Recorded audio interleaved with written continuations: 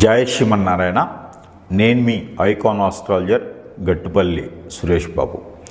మనకి ఈ 2025 సంవత్సరం రావటం, అందరికీ గ్రహస్థితులు మారడం అంటే ఎలా అంటే నైట్ తగిలేటువంటి లాటిలాగా, అలానే కుడి ఎడమలాగా, అలానే మనకి ఓడలు బళ్ళు అవుతాయా, బళ్ళు ఓడలు అవుతాయా అనే విధంగా ఉన్నాయి గ్రహస్థితులు. అయితే గత సంవత్సరాల కింద పోల్చుకుంటే కనుక ఆ 7.5 సంవత్సరాలు, 9 సంవత్సరాలు, అలానే ఏలినాటి శనితో బాధిస్తున్నటువంటి చాలామందికి 9 సంవత్సరాలు, అర్ధాష్టమ శని, అష్టమ శనితో బాధపడేటువంటి వాళ్ళు, ఇలా మనకి చూసుకుంటూ వెళ్తే కనుక గ్రహాలు ద్వాదశ రాశుల వాళ్ళు, నక్షత్రాల వాళ్ళు, దశాస అంతర్దశల వాళ్ళు, అంటే మానవాళి ఇప్పటి వరకు మనం చూసినట్లయితే కనుక ఈ 2025 సంవత్సరం వరకు కూడా ఉన్నటువంటి జీవన శైలి ఏదైతే ఉందో అది మారుతుంది అని చెప్పొచ్చు. గ్రహరీత్యా కావచ్చు, అలానే ప్రకృతి రీత్యా కావచ్చు, అలానే వైపరీత్యాల వల్ల కావచ్చు, ఎలా అయినా సరే మనకి ఏంటంటే గ్రహరీత్యా కొంతవేరే మార్పు వస్తున్నది చెప్పొచ్చు. అలానే మనకి ఎవరు ఎన్ని రకాలుగా మనం అనుకున్నా, ఎన్ని రకాలుగా చూసినా కూడా ఒకటి మాత్రం గుర్తుపెట్టుకోవాల్సిందంటే మనం అందరం కూడా భూమి మీద ఉంటున్నాం కాబట్టి ఈ గ్రహాల స్థితిగతులు, ఈ గ్రహాలు అటు ఇటు మారడం వల్ల మనలో ఉన్నటువంటి ఏవైతే ఉన్నాయో రుమ్మతులు కావచ్చు, విజ్ఞానాలు కావచ్చు, విజ్ఞానాలు కావచ్చు, అలానే మనకి ఉన్నటువంటి జాతకరీత్యా కావచ్చు, ఏవైతే ఉన్నాయో ఇవన్నీ కూడా మార్పులు జరిగేసి అదృష్టం వర్ణించవచ్చు. అలానే మనకి ఆ తొలగొచ్చు. ఎలా అంటే ధనధాన్యాలు కూడా తొలగిగేటువంటి అదృష్టం కూడా ఉండొచ్చు. అలానే మనకి ఈ యొక్క 2025 సంవత్సరంలో అంటే ఎన్నో సంవత్సరాలకు ఒక్కసారి ఏర్పడేటువంటి గ్రహ కూటమి ఉన్నది. ఈ గ్రహ కూటమికి వచ్చేసి ఈ 2025 సంవత్సరంలో కూడా మనకి గ్రహ కూటమి ఏర్పడేదానికి అదృష్టం ఉంటుంది. అలానే మనకి పెద్ద పెద్ద గ్రహాలు ఏవైతే ఉన్నాయో అన్నీ ఈక్వల్గా భూమి కన్నా పెద్దవి, భూమి కన్నా చిన్నవి గ్రహాలు చాలా ఉన్నాయి. అందులో మనకి ఈక్వల్గా ఉండేటువంటి గ్రహాలు కొన్ని ఉన్నాయి. దాంట్లో ఒకటి బుధుడు, అలానే శని భగవానుడు, అలానే మనకి రాహువు కేతులు. వీళ్ళందరూ కూడా ఏంటంటే మనకి ఎప్పుడో ఒకసారి సంవత్సరాలకు ఒకసారి, అంటే 18 మాసాలకు ఒకసారి, కొన్ని 8 మాసాలకు ఒకసారి ఇలా మారుతూ ఉంటాడు. మనకి ప్రతి నెల చూసుకున్నట్టయితే కనుక రవి భగవానుడు మారుతూ ఉంటాడు. అలానే మనకి ప్రతి 3 రోజులకు ఒకసారి ఇక చంద్రుడు మారుతూ ఉంటాడనమాట.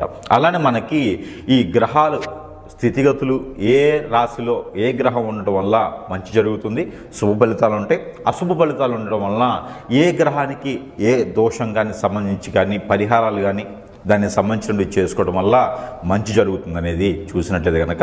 అయితే ముందుగా మనకి జనానికి చెప్పాల్సిందని ఒక విషయం, ప్రేక్షకులకి చెప్పబోయేది ఏంటంటే ఈ మార్చి మాసంలో 2025 సంవత్సరం ఈ మార్చి నెలలో 29వ తారీఖున సాయంత్రం 4:21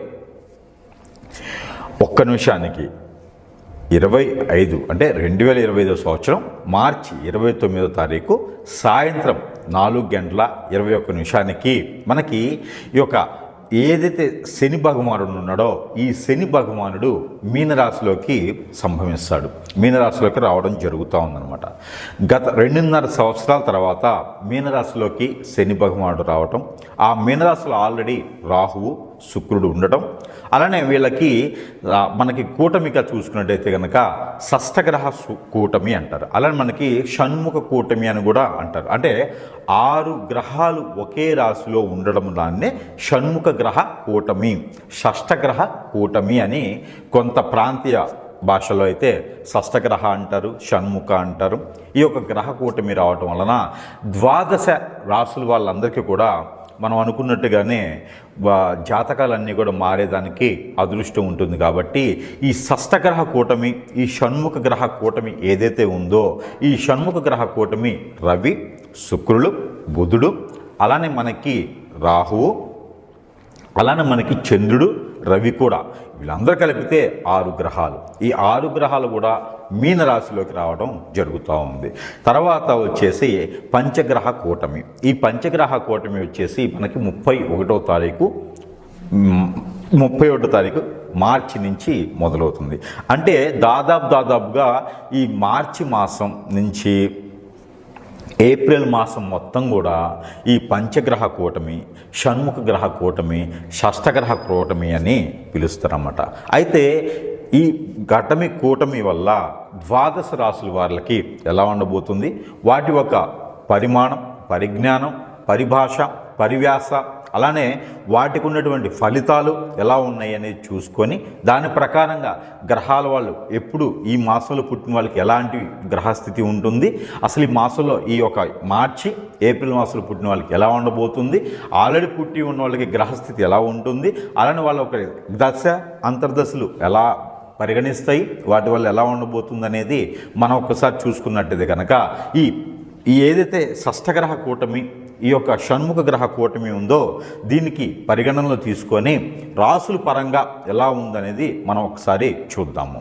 అయితే మనకి ఈరోజు చూసినట్లయితే కనుక ఏదైతే ఈ షష్ఠగ్రహ కూటమి వల్ల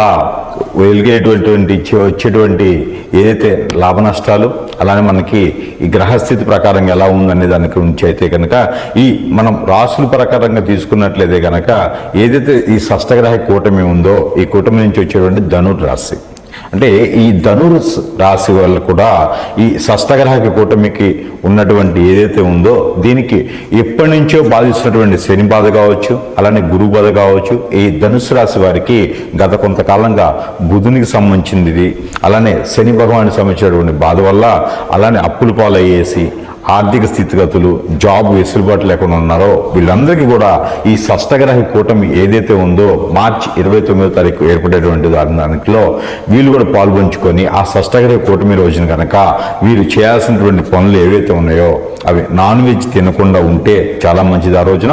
అయితే ఈ షష్ఠగ్రహ కూటమి రోజున మీకున్నటువంటి ఏలనాటి శని బాధ, అలానే కుజుదోషం, రాహుకేతు దోషం, అలానే మీకున్నటువంటి శుక్రదోషం అంటే కలత్త దోషం, అలానే గురు దోషం, ఇలాంటి ఏమైనా ఉంటే కూడా ఆ దోషాల నివారణ కోసం మనం మార్చి 29వ తారీఖు కనుక మనం చెప్పేటువంటి పరిహారాలు ఏవైతే ఉన్నాయో ఆ చివరిలో చెప్పిన పరిహారాలు చేసినట్టయితే కనుక మీకు అష్టైశ్వర్య ప్రాప్తి కలిగేదానికి ఆస్కారం ఎక్కువగా ఉంది. అందులోనూ ఈ యొక్క ధనుసు రాశి వారు ఎవరైతే ఉన్నారో వీళ్ళు విదేశాలను కానివ్వండి, అలానే మీకు జాబు పరంగా ఎక్కడికైనా వెళ్ళటానికి జాబులు వెసులుబాటు, అలానే జాబు మారేందుకు కానివ్వండి, ప్రమోషన్స్ కానివ్వండి వచ్చేందుకు కూడా ఈ గ్రహ కూటమి ఏదైతే ఉందో, ఈ షష్ఠగ్రహ కూటమి ఏదైతే ఉందో ఈ గ్రహ కూటమి రోజున మీరు కనుక చేయాల్సినటువంటి పనులు, మీకు చివరిలో చెప్పినటువంటి పనులు కనుక మీరు చేసినట్లయితే అలానే ఇంకా కూడా మీకు ఆ దేవుని సన్నిధిలో ఉండడం కానివ్వండి, ఇంకా మీరు పరిహారాలు నవగ్రహాలకు పరిహారం చేసినట్లయితే ఇంకా మీకు అదృష్టం ఉండేదానికి ఆస్కారం కనిపిస్తూ ఉంది. అయితే ఈ ధనుసు రాశి వారు ముఖ్యంగా చెప్పాల్సిందంటే గత 5-6 సంవత్సరాల నుంచి కనుక కోర్టు వ్యవహారాల్లో బాధపడే వాళ్ళు ఎవరైనా ఉంటే కనుక, అలానే ఇబ్బందులు పడి ఆడవాళ్ళ చేతి నుంచి మగవాళ్ళు కానీ, మగవాళ్ళ చేతి నుంచి ఆడవాళ్ళు కానీ ఇబ్బంది పడినట్టు కనుక ఎవరైనా ఉంటే, అంటే స్త్రీ పురుషులు భయాందులకు వెళ్ళేటానికి ఎవరైనా ఉంటే కనుక వాళ్ళకు కూడా కొంతమేర వెసులుబాటు కనిపించేలా ఉంది. అలానే కోర్టు వ్యవహారాల్లో ఎవరైనా చొక్కెదురుగా ఉండి ఎవరైనా డబ్బులైపోయేసి ఫైనాన్షియల్ కోర్టు వ్యవహారాల్లో కానివ్వండి, అలానే భార్యాభర్తల మధ్య ఎడబాటు విడాకుల కోసం కోర్టు వ్యవహారాలు ఉన్న వాళ్ళకు కూడా ఈ యొక్క ఏదైతే షష్ఠగ్రహ కూటమి ఉందో ఈ కూటమి సందర్భంగా మీకు ఆ కోర్టులో ఉన్నటువంటి వ్యవహారం కూడా తీరిపోయేసి మీకు సానుకూలంగా వచ్చేదానికి ఆస్కారం ఉంది. ఏదైతే ధనుస్సు రాశిలో ఉన్నారో వాళ్ళకి సానుకూలంగా వచ్చేదానికి ఆస్కారం ఎక్కువ కనిపిస్తూ ఉంది.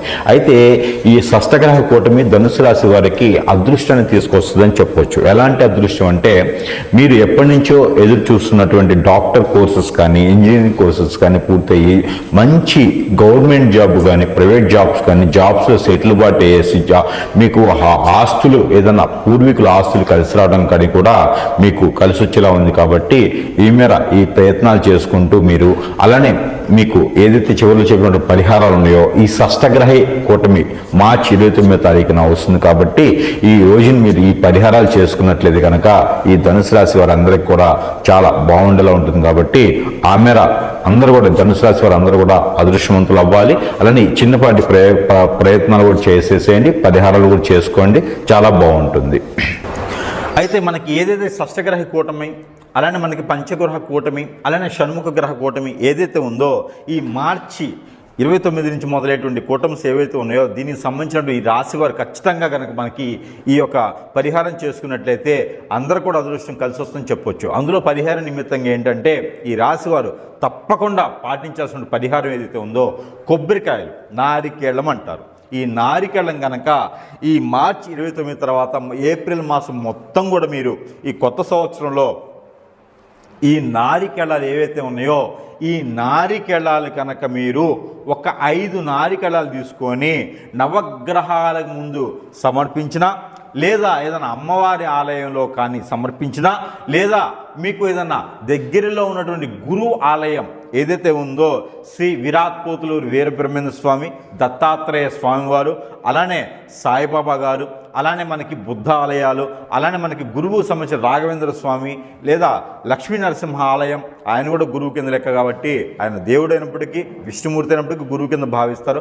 అలానే మీకు దక్షిణామూర్తి ఆలయం ఎక్కడైతే ఉన్నాయో ఈ ఆలయాల్లో కనుక మీరు ఈ 5 కొబ్బరికాయలు కనుక సమర్పించినట్లయితే కనుక మీకు అన్ని రకాల రుమ్మతులు, గ్రహాల నుంచి వచ్చేటువంటి రుమ్మతులు ఏవైతే ఉన్నాయో ఇవన్నీ కూడా తొలగిపోయి కనుక ఎక్కువ ఆస్కారం ఉంటుంది. కాబట్టి ఈ మేర ఈ చిన్న చిన్న పరిహారాలు చేసుకోవడం ద్వారా అదృష్టవంతులయ్యేదానికి ఎక్కువ ఆస్కారం ఉంది ఈ రాశి వారికి. మరో పరిహారం ఏంటంటే ఈ రాశి వారు ఎవరైతే ఉన్నారో ఈ రాశి వారికి మరీ ఇంకా అదృష్టం రావాలి అనుకుంటే కనుక మీకు ఏదైనా గోధుమ రవ్వతో కానీ గోధుమలతో కానీ అలానే మైదా పిండి గోధుమ పిండితో చేసేటువంటి పిండి వంటకం తీపి ఏదైతే ఉందో స్వీట్ రకం హల్వా కానివ్వండి, కేసర కానివ్వండి, ఉప్మాలో బెల్లం వేయటం కానివ్వండి, ఇంకా ఏదైనా మీకు తెలిసినటువంటి వంటలు ఏదైతే ఉన్నాయో మీ ప్రకృతి రీత్యా గ్రహాలన్నీ అందుబాటులో మీకు సానుకూలంగా ఉండేసి శుభదృష్టి కలిగించేందుకు మీరు ఏదైనా ఈ యొక్క గోధుమ దాంతో చేసేటువంటి పిండి పదార్థాలు ఏవైతే ఉన్నాయో వీటిని నైవేద్య రూపంగా మీకు